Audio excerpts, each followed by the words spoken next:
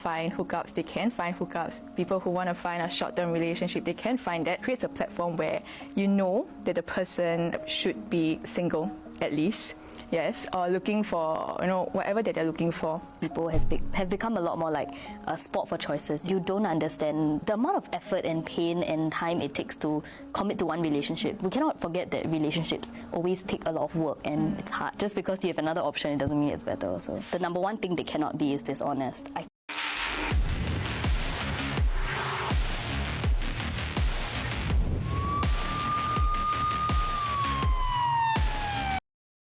That's right, you heard it from her. The first thing, the one thing that she doesn't want is dishonesty in a relationship.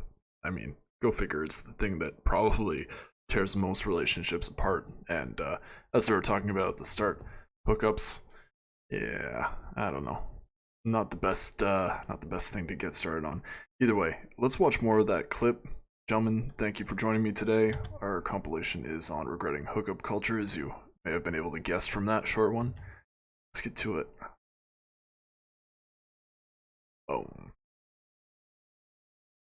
Cannot stand dishonesty. I don't understand why you need to lie. When I ever met this guy, I went on a couple dates with him, and then through FBI, my own investigative skills, I found out that he lied about basically everything. That's when I really had to reevaluate, can I really so freely give people that basic level of trust? Don't be mad. No, I think that would be foolish in this day and age, especially when hooking up with people. You really have to understand who you're spending your time with. I think it's really foolish to, hook up with somebody you met on the first date, unless you've been talking with them quite a lot beforehand on a dating app. I understand a lot of you guys don't even bother with stuff like that, and good for you, but just for those that are. Let's move on. I texted basketball boy. Okay, go off. At me, but I did text basketball boy today. Okay, in my defense, it was just like a Snapchat memory. Our first time ever hanging out was a year ago today. Y'all are nosy like me, so here's the video.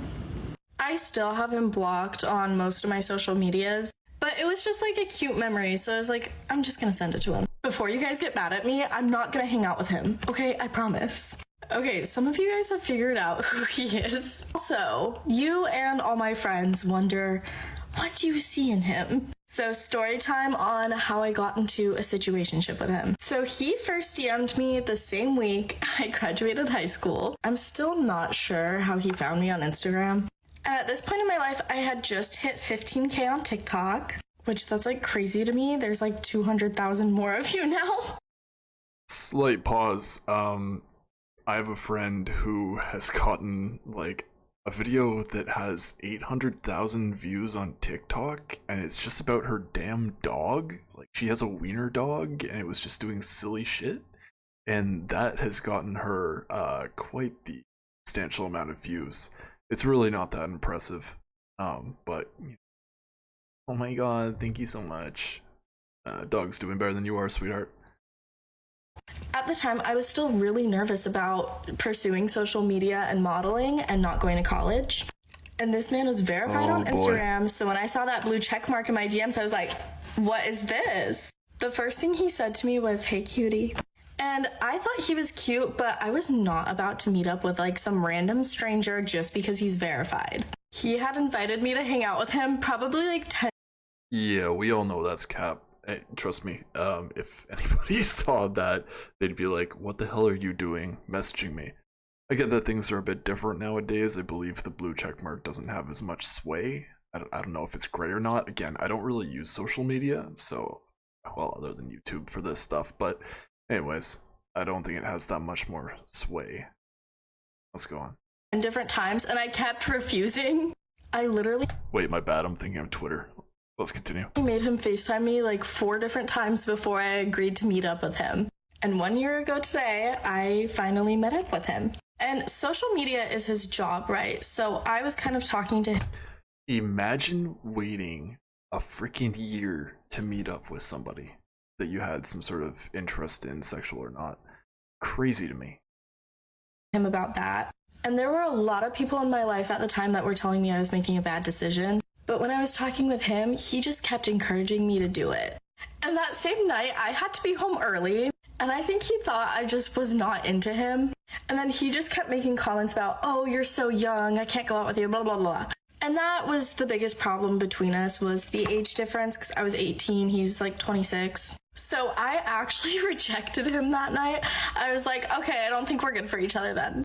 And he was like, delete my number, blah, blah, blah. Like, we got into an argument over this. And then guess what happens 3 days later? He hits me up on Instagram. Also, when I texted him today, I reminded him that I rejected him, but he had hit me up again, and I kept rejecting him. And then at the time, I had a really bad friendship breakup. I was best friends with this girl for years, and we had just stopped being friends. And one night, I was just like super lonely, so I responded to his DM. And then after that, every weekend we were hanging out. And on the weekends, if I was like out with friends, he would literally send an Uber to like the club that I was at. And he would call me and be like, get in the Uber. And then as time went on, it did get toxic. I don't believe you. Why don't you just block this person? And she's like addicted to the feeling of being wanted by this person with a blue check mark. Isn't that sad? Isn't that sad? Anyways, we're at the halfway point of the video. I'd appreciate it if you could like the video. It gets it to more people. Subscribe if you've watched a few of my videos and you like it, and hit the notification bell if you want to be let known every time there's a new video. Let's continue. And that's why I eventually cut him off. I don't want to go into details on what happened, but it was bad. I would say now I'm over the situation. He hits me up sometimes, I usually don't respond. So now you guys can kind of understand why I was so into him. This is my last and final update on Basketball Boy. I love you. Bye.